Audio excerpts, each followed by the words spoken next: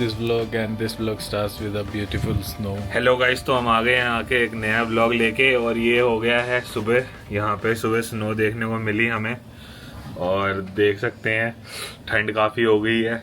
But हमने कहा सुबह सुबह एक थोड़ा सा एक बारी बाहर तो देख लेंगे कैसी पहली स्नो कैसी दिखती है कनाडा की। This is our very first snow here in Canada and let's see.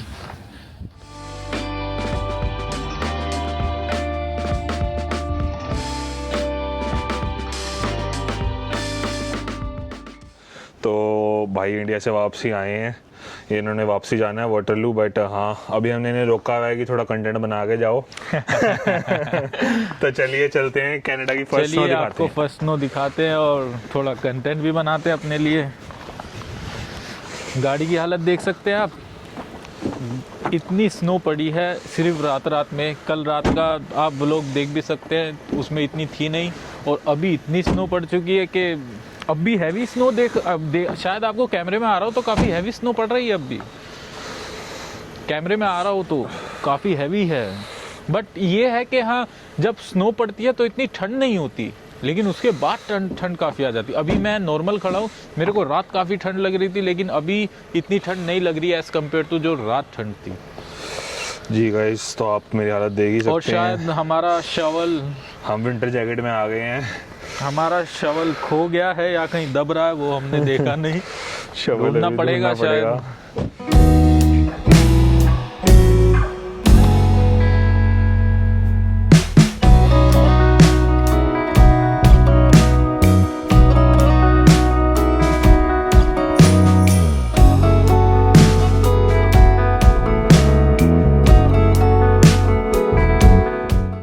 जैसे आप देख पा रहे हैं, हम बाहर ही निकले हुए हैं और स्नो के मज़े ले रहे हैं। बड़ा स्लो वेदर है और बहुत विजिबिलिटी भी बहुत लो है। और आप जैसे देख पा रहे हैं पीछे, तो सारा जो है ना काफ़ी मतलब सारी गाड़ियां स्लो स्पीड पे चल रही हैं, सारी बर्फ़ से भरी पड़ी हैं। बड़ा मतलब पहला ही स्नो है ना, तो अभी रेडी भी नहीं थे सारे लोग। और यहाँ से राइट जाना है आशु भाई, तेरा राइट इंडिकेटर देख के।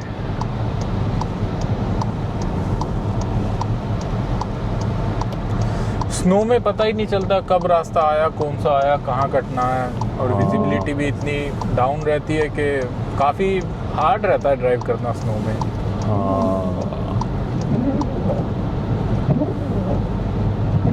ड्राइविंग में बहुत डिफ़िकल्टी हो रही है आज, क्योंकि हमारी गाड़ी में विंटर टायर भी नहीं है और पूरी गाड़ी स्किड हो रही है।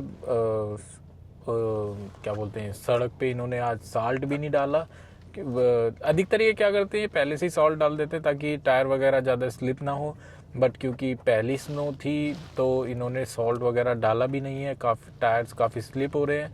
और हमने रास्ते में एक दो एक्सीडेंट भी देखे हैं। बट ठीक है, अपना पहुंच चुके हैं जहां आना था हमें। हम टोरंटो आए हुए हैं इस टाइम पे, टोरंटो डाउनटाउन। और भाई थोड़ा बिजी हैं अभी मोबाइल वगैरह में। क्या कहना चाहोगे भाई? भाई मैं भी यही कहना चाहूँगा जो आपने कहा था कि भाई स्नो के लिए हम रेडी नहीं थे और इसी चक्कर में अभी हमने वो मतलब जो मेरा पुराना वाला शोवल था ना, वो खो गया था। तो मैं नया शोवल भी नहीं खरीदा था अभी, क्योंकि मुझे पता नहीं था कि इतनी जल्दी स्नो आ जाएगी। बट अभी तो खरीदने का कोई बनता भी नहीं है। 15 तारीख को फ्लाइट है, इंडिया जा रहे हैं। आगे के व्लॉग आप इंडिया के भी देखोगे, ऐसा कुछ नहीं है कि सिर्फ कनाडा चलेगा। हाँ, वो बात तो बिल्कुल सही है। उधर जाके इंडियन स्ट्रीट फूड एक्सप्लोर करेंगे। भाई के फेवरेट छोले भटूरे आज शायद रोज स्नैप में देखो। हाँ, छोले भटूरे और हमारे दिल्ली के मोमोज आपको पता ही है, और वो भी तंदूरी मोमोज हो जाए हरी चटनी के साथ, तो उसकी बात ही कुछ नहीं है। सारे लोगों के विंटर जैकेट निकल गई है। अभी एक जा रहा था या रही थी पता नहीं, बट विंटर जैकेट उसकी भी थी। शायद मेरी ही नहीं निकली है, मुझे ही ज़्यादा गर्मी लग रही है। बट हमारी भी निकल जाएगी बहुत जल्दी। नहीं, बात तो आपकी सही है यार। अब देखो विंटर, यहाँ का पार्ट विंटर का है थोड़ा से बेकार। ये 2-3 महीने मतलब रहते हैं आगे जो थोड़े से बेकार रहते हैं। 2-3 भी नहीं, नवंबर, अब ये नवंबर में देखो पड़नी शुरू हो गई। नवंबर, दिसंबर, जनवरी, फरवरी, मार्च, 5 महीने बिल्कुल प्रॉपर बर्फ़ पड़ेगी और 2 महीने अच्छी ठंड रहती है, लाइक अक्टूबर और अप्रैल।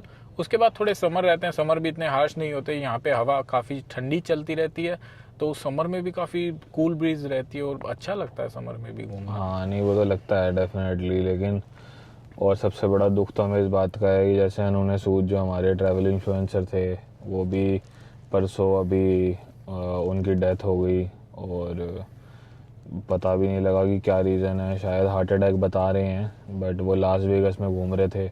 और अभी थोड़े दिन पहले ही मैं उनको दूसरे कंटेंट क्रिएटर ट्रैवलिंग देसी के व्लॉग में देख ही रहा था उन्हें, और 32 एक बहुत छोटी एज है जिसमें उन्हें हार्ट अटैक से उनके मतलब डेथ हो गई। मैंने भी अपनी वीज़ा की फ़ाइल रखवा दी है, हो सकता है आपको नेक्स्ट ईयर हम यूएस घूमते मिले। बट उम्मीद यही है कि यूएस या यूरोप कोई एक कंट्री, कोई एक जगह तो जाना है नेक्स्ट ईयर फॉर श्योर। नहीं यूएसए का तो आसानी से लग जाएगा आपका यहाँ पे, क्योंकि आप कनाडा में रहते हैं। मेरे थोड़ा पेपर वर्क का थोड़ा अभी इशू चल रहा है, 2-4 महीने में पेपर वर्क का इशू क्लियर होते ही मेरा वीज़ा भी क्लियर हो जाएगा यूएस का, फिर आपको यूएस भी जाएंगे। मैंने तो वैसे यूएस की काफ़ी कंट्री घूमी है, यूएस कंट्री नहीं सॉरी काफ़ी स्टेट्स घूमी है उनकी, लेकिन ये है कि तब तक मैंने ब्लॉगिंग स्टार्ट नहीं की थी, वरना मैं आपको दिखाता, क्योंकि पहले मैं विंडसर रहता था, तो विंडसर से वहाँ पे बहुत सस्ती टिकट मिल जाती है, तो हम वहाँ से निकल जाते थे। मैं फ्लोरिडा गया हूँ 4 बार, मैंने न्यूयॉर्क करा है 5-6 बारी, उसके बाद मैंने शिकागो करा है 7-8 बारी, और मिशिगन तो मतलब मैंने कुछ आई थिंक 50 बार कर लिया है। तो शायद आपके पासपोर्ट को अब एक शेंगन वीज़ा की ज़रूरत हो। हाँ आप बिल्कुल बात सही कह रहे हैं। मैं सोच रहा था कि मैं दिसंबर में शेंजन कंट्रीज़ कर लूँ, बट शेंजन कंट्रीज़ के लिए ये है कि मेरे को जो वीज़ा अप्लाई करना है ना, उसमें थोड़ा टाइम मांग रहे हैं वो, तो मेरे को लगा कि अब मेरे को 6-7 महीने में इधर का पासपोर्ट ही मिलने वाला है कनाडा का अपना, तो उसके बाद फिर शेंजन कंट्रीज़ वीज़ा फ्री है मेरे लिए, तो फिर मैंने सोचा कि अपना वेट ही कर लेते हैं 6 महीने फिर। ये भी ठीक है कुल मिला के, बट चलो जो इसमें जिसको बेस्ट लगे वो करो। चलिए गाइस मिलते हैं, थोड़ा सा हमें एक छोटा सा काम है, वो काम निपटा लेते हैं, उसके बाद आपको मिलते हैं दोबारा। मैंने तो ली है अपनी भाई, हम थोड़े देसी आदमी हैं, मीडियम कॉफ़ी 2 मिल्क वाली का शौक है। शौक तो हमें भी था, बट हम सोच रहे हैं कि थोड़ा सा घी दूध और चूरमा खाए बिना हमारा दिन नहीं निकलता था। बट यहाँ आके हम डाइट वाइट पे लग गए, थोड़ा बॉयल खाने लगे। बट ठीक है, जब मैं इंडिया हो गया मेरा 1.5 महीने में 10 किलो वजन बढ़ा है, 10 किलो, और यहाँ मेरे को 4 महीने लगे वो 10 किलो गिराने के लिए। सो गेन करना इजी है, लूज़ करना हार्ड है। और ये जितने भी ये जिम जाते हैं ना मेरे भाई, ये कहते हैं कि वेट गेन नहीं हो रहा। भाई रोटी सब्जी खाओ, सब गेन होता है। अब तेरे $1.5 ही कटेंगे।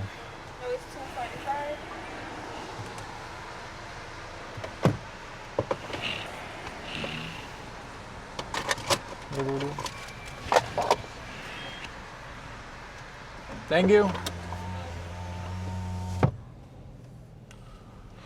तो भाई आपने देखा कैसे हमने अपने पॉइंट्स का यूज़ किया, और भाई के 200 रुपये आज हमने बचवा दिए। भाई 2000 खर्च करने वाले 200 पे ध्यान नहीं देते। हाँ ये बात तो अभी ठीक है भाई, लेकिन समझ रहे हो ये फ़ायदा होता है पॉइंट इकट्ठे करने का। अभी हमने बस ये गाड़ी रोकी थी अपनी यहाँ पे कॉफ़ी पीने के लिए, और कॉफ़ी पीते पीते भी मैंने देखा ये गाड़ी, अगर आप देखो तो ये गाड़ी है रेंज रोवर, और रेंज रोवर गाड़ी पे हमने अभी जस्ट नोटिस किया कि इसके ऊपर बंदा रेंज रोवर पे ऊबर कर रहा है, ऊबर का स्टिकर लगा रखा है। तो भाई मतलब आप समझो कि कितना इस समय लोगों पे रिसेशन आ रखा है, जो कि बंदे रेंज रोवर पे भी ऊबर कर रहे हैं। तो मतलब कितना वो चीज़ होगी, समझ रहे हो कि अभी कितना टाइम अभी वो चल रहा है। तो इसलिए ये चीज़ को आप भी देख के समझें, और ये सब चीज़ों को दिमाग में रख के ही अपना डिसीजन आगे बिल्ड करें, कनाडा आने का या फिर इंडिया रहने का भी। क्योंकि मतलब मैं इसको एक तरह से पॉजिटिव भी मानूंगा कि हाँ कि पॉजिटिव इसलिए भी कह सकते हैं क्योंकि अगले पे रेंज रोवर है, बेशक वो ऊबर कर रहा है रेंज रोवर में पैसे निकालने के लिए, लेकिन he is maintaining an Range Rover here in Canada. That's the positive thought here. हाँ, तो इसमें पॉजिटिव भी रहेगा, नेगेटिव भी रहेंगे, बट ये आप बताएं कमेंट में कि इज़ इट पॉजिटिव और इज़ इट नेगेटिव कि आदमी इतना बड़ा होके भी अपनी नीचे, और जैसे आप देखेंगे शिव की मूर्ति भी रखी हुई है, तो ये डेफिनेटली इंडियन ही आदमी है। तो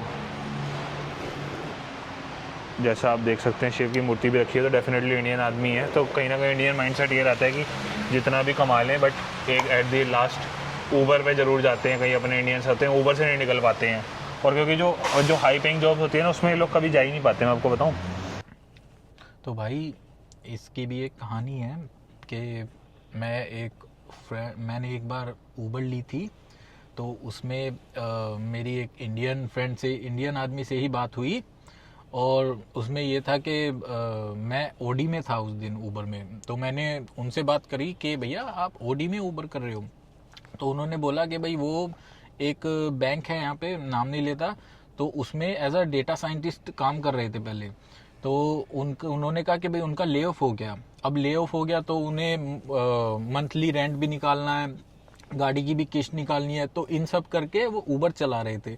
तो मैंने कहा कितना निकल जाता? कह रहे भाई ऑल लाइक उनके सारे एक्सपेंसेस ऊबर कवर कर रही थी, और वो जॉब भी एक्टिवली देख रहे थे अपना कि भाई जॉब भी मिल जाए। तो लेकिन वो है कि एक साइड इनकम के लिए भी आदमी कर लेता है, तो वो चीज़ भी बुरी नहीं है देखा जाए तो। हाँ बुरी तो नहीं है, बट डेफिनेटली इस चीज़ को किसी को ना पूरा फुल टाइम देने से मतलब डरना चाहिए, क्योंकि मतलब क्या है, लोगों ना एडिक्ट हो जाते हैं। ये भी है। ऊबर का ना एडिक्शन बहुत गंदा है। तो ना फिर आपको जैसे ऊबर का एडिक्शन लग गया ना, फिर आपको घर पे बैठे हो कुछ काम कर रहे हो, बट आपकी ऊबर की वो बज रही है, तो बंदे फिर जा रहे हैं।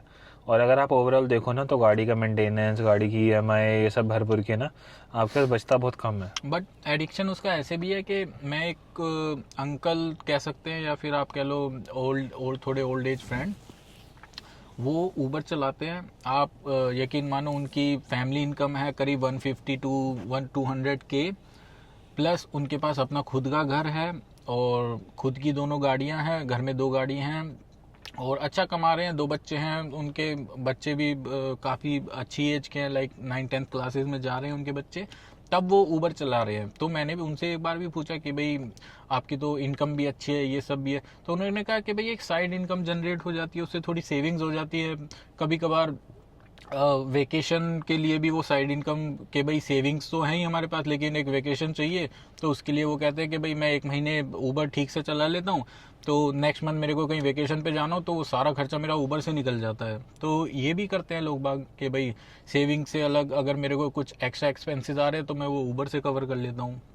ये सब भी है यहाँ पे। बट मैं तो देखो सजेस्ट करता हूँ, जैसे जो यंग बंदे आते हैं ना, वो अपने स्किल्स पे काम करें। क्योंकि मैं बता रहा हूँ, जैसे हमने जो एजुकेशन सिस्टम में ना जो इम्पोर्टेंट स्किल्स है ना, जैसे कि फाइनेंशियल प्लानिंग और टैक्स कैसे सेव करना या टैक्स कैसे भरना, और ये ऐसी कुछ इम्पोर्टेंट स्किल्स हैं जो लोग जिस पे वर्क ही नहीं करते हैं। और जैसे आपकी लाइफ स्किल्स हैं, आपकी कम्युनिकेशन है, ये सब चीज़ें बहुत मैटर करती हैं। मतलब ये सब चीज़ें आप इन सब चीज़ों को सीख, अपने जैसे AI की बात ले लें अगर आप, नो तो डाउट। AI के इतने आपको इतने अच्छी पेइंग जॉब्स 200,000 300,000 400,000 आपको कंपनीज लेने को तैयार बैठी हैं। मतलब और अगर आप अपना बिजनेस पे भी कोई काम करें, अपना कोई छोटा सा काम करें, सपोज कि एक टी-शर्ट प्रिंटिंग का काम करें, कुछ करें, तो उसमें भी आपको ज़्यादा फ़ायदा होएगा।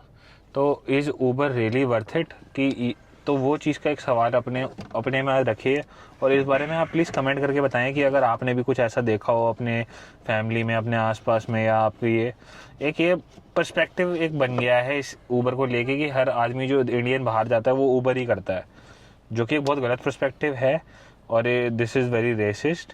एंड मैं बिलीव मी कि एक मतलब वो पंजाब में तो एक वो ही होता है कि मुंडा जट दा और ड्राइवर ट्रक दा तो वो चीज़ एक पर्सपेक्टिव सी बन गई है कि ड्राइवरी कनाडा वाली है, तो क्या वो ड्राइवरी है वर्थ इट? बट अगर मैं तो ये कहूँगा कि पैसा आना चाहिए, कैसे भी आ रहा हो, आप मेहनत कर रहे हो और आपके पास रिजल्ट आ रहा है, पैसा आ रहा है, तो वर्थ इट है। और दूसरी बात, सबसे बड़ी बात यह है, कोई काम बड़ा या छोटा नहीं होता। अगर आपका किसी काम से घर चल रहा है तो कभी उस काम को गलत कहना भी नहीं चाहिए। अगर बिल्कुल, किसी का बिल्कुल। ऊबर से घर चल रहा है तो वो ऊबर गलत नहीं है। गलत नहीं है, मैं कह रहा हूँ उस चीज़ का एडिक्शन गलत है। एडिक्शन गलत है। किसी भी चीज़ की जो एक चीज पे जो ज़्यादा हो एक जाए चीज ना, पे कांस्टेंट मत रहो, हाँ। चेंज करते रहो और कोशिश करो लाइफ में स्टेबिलिटी लाने की। उबर एक स्टेबिलिटी का जरिया नहीं है, बट अगर इंसान के पास दूसरा रास्ता ना हो तो वो ये चीज करेगा। बट मैं अभी यही कहूंगा कि आप अपनी स्किल्स पे काम करिए और जीवन में स्टेबिलिटी ढूंढिए। Uber is not for your lifetime, Uber is just for side income.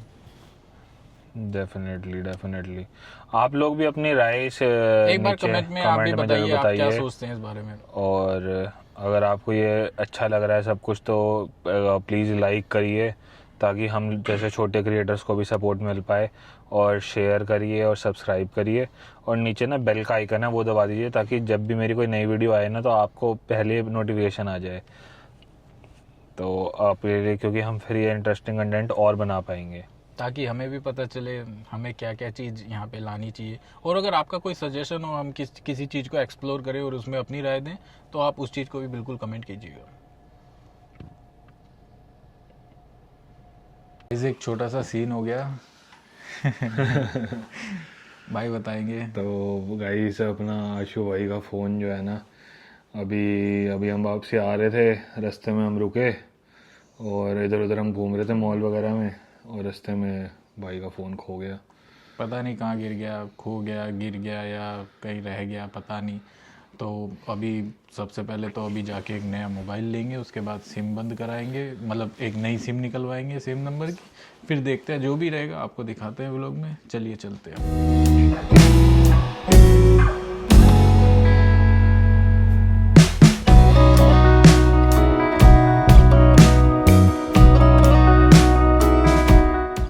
Weather काफ़ी हार्श चल रहा है आजकल। अब ये स्नो में हमने ड्राइविंग मोड डाल दिया है, ताकि साला गाड़ी चलाने में बड़ी मुश्किल हो रही थी, ये गाड़ी बहुत स्लिप कर रही थी। आप देख रहे हैं विजिबिलिटी कितनी लो है, मतलब इतनी ठंड और साथ में ये स्नो। और अभी हमने विंटर टायर भी डलवाए नहीं थे, क्योंकि हम 3 दिन में इंडिया जा रहे हैं, और अब ये स्नो पे करने की वजह से ना स्नो मोड में ये 4 व्हील ड्राइव इसका एक्टिवेट हो गया है। जैसे इंडिया में तो ये चीज़ होती नहीं है, बट यहाँ पे ये चीज़ बहुत हेल्प करती है। इंडिया में 4x4 वाली जो आती है हाँ। उनमें रहता है 4x4, बट यहाँ पे क्या ऑलमोस्ट हर गाड़ी ऑल व्हील ड्राइव करके आती है। हर गाड़ी ऑलमोस्ट ऑल व्हील ड्राइव होती है। हाँ जी। क्योंकि रियर या फ्रंट व्हील ड्राइव आप लोगे तो वो विंटर्स में चल नहीं पाती है, स्किड करती रहती है। सो बेटर यही है ऑल व्हील ड्राइव आप लो। और इंडिया में क्या है, ये चीज़ एज ए लग्जरी मानी जाती है। हाँ, यहाँ पे ये चीज़ बहुत कॉमन है। हाँ और जी। नेसेसरी भी है, क्योंकि यार इसके बिना काम ही नहीं चलता ना। अब जैसे देखो होगी, अब जैसे रोड आप देख रहे हो, रोडों की हालत, अभी तो ये इन्होंने ट्रक से आगे क्लीन कर दी है। आप देखोगे ना तो ये रोड अभी कितने 4 से 5 घंटे हुए हैं स्नो पड़ते, और उन्होंने क्लीन भी करना स्टार्ट कर दिया। स्ट्रीट्स क्लीन हो गई है सारे, मतलब अब जो है ना ये स्नो को आगे साइड में कर गए हैं, अपना सॉल्ट गिरा गए हैं, जिससे कि वो स्नो पिघल गई है। तो अगर ये सोचो कितना सब कुछ कर रहे हैं ये स्नो में बहुत मेहनत टैक्स मनी वर्थ इट हो रही है, समझ रहे हो। अगर बंदा टैक्स भरता तो फिर उसको मिलता है, देखने को मिलता है कि हाँ ये है। इंडिया में क्या आप अगर टैक्स आपको मिलता है जो आप भरते हो, पहले वो तो टैक्स ही लोग नहीं भरते।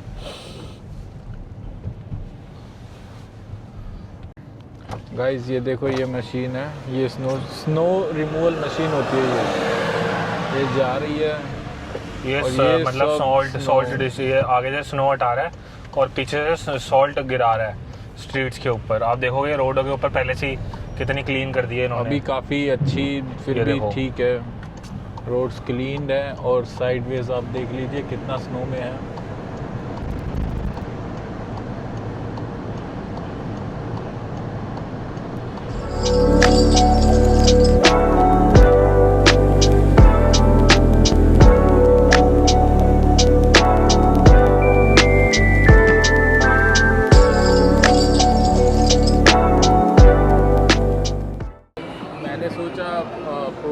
प्रो ही ले लूँ, बट मैंने फिर ये सोचा कि मैंने 2 महीने आईफोन प्रो चला लिया है तो शायद आईफोन एयर भी ट्राई कर लेते हैं एक बार, कैसा है वो क्या पता भगवान न करे ये भी हो जाए बट वही है, मैंने फिर यही सोचा कि आईफोन एयर ले लेते हैं, वही बेस्ट रहेगा।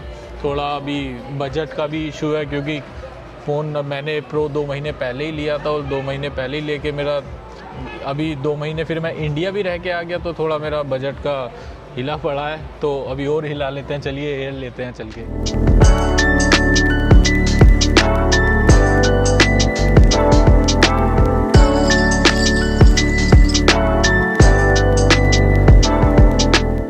ये 8.49 का पड़ा है ऑल ऑन कैश, यानी कुछ 1,10,000 रुपये या 1,20,000 रुपये मान ले इंडिया के। जो भी मतलब like it's all on cash. और ये अभी लिया है, तो अभी चलते हैं इसकी अनबॉक्सिंग करते हैं, और उसके बाद आज हम जाएंगे रोजर्स पे हम एक सिम लाइक सेम नंबर हम पोर्ट इसमें ट्रांसफ़र कराएंगे, और रोजर्स पे चल के फिर आपसे बात करते हैं। बाकी इधर भी काफ़ी अच्छे डिवाइस लग रहे हैं, काफ़ी अच्छी सेल लग रही है।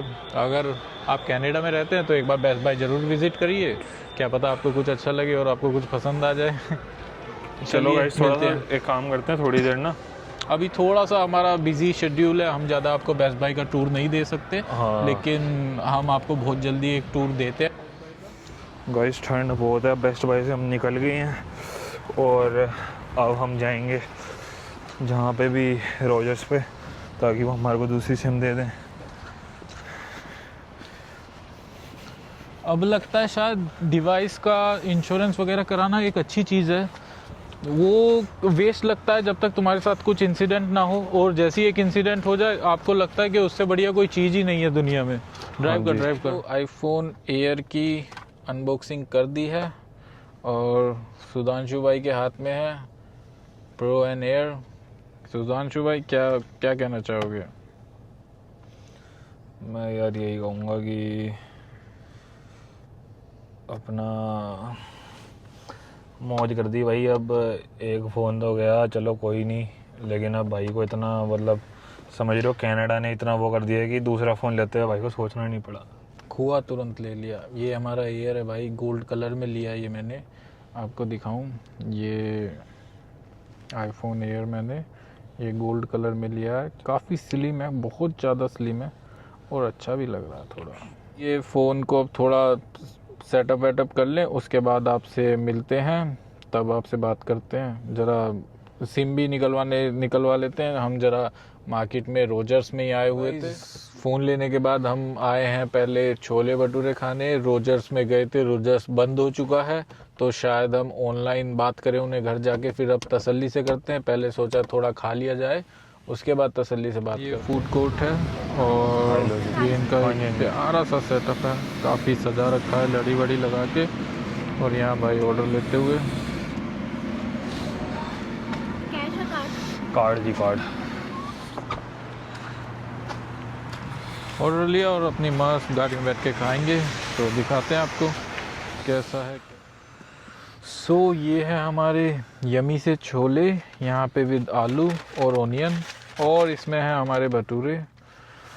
सो अभी दिखाते हैं आपको, ये काफ़ी गर्म है और सॉफ्ट है, काफ़ी ज़्यादा सॉफ्ट है। तो चेक करते हैं, बताते हैं आपको क्या रिज़ल्ट है।